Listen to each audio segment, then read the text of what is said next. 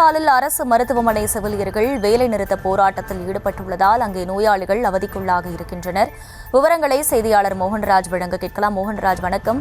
செவிலியர்களின் இந்த போராட்டத்திற்கான காரணம் என்ன? முழு விவரங்கள். வணக்கம் மேம்.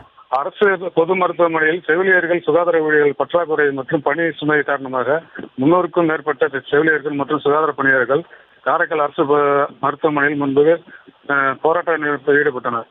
இந்நிலையிலேயே செவிலியர்கள் மற்றும் சுகாதார ஊழியர்கள் திடீரென்று வேலை நிறுத்த போராட்டத்தில் காரணமாக அவசர சிகிச்சை பிரிவில் சிகிச்சை பெறும் நோயாளிகள் பாதிக்கப்பட்டுள்ளனர். மேலும் போராட்டத்தில் ஈடுபட்டுள்ள செவிலியர்கள் மற்றும் சுகாதார ஊழியர்களிடம் மருத்துவ அதிகாரிகள் மற்றும் செவிலியர்கள் தொடர்ந்து பேச்சுவார்த்தை நடத்தி வருகின்றனர்.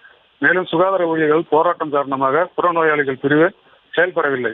இதனால் 100க்கும் மேற்பட்ட பொதுமக்கள் 1 மணி நேரத்திற்கு மேலாக காரைக்கால் அரசு மருத்துவமனையில் நீண்ட வரிசையில் காத்திருந்து மேலும் பொதுமக்கள் சாலை மறியலில் ஈடுபட்டனர்.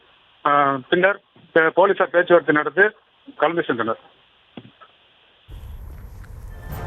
விவரங்களுக்கு நன்றி மோகன்ராஜ்.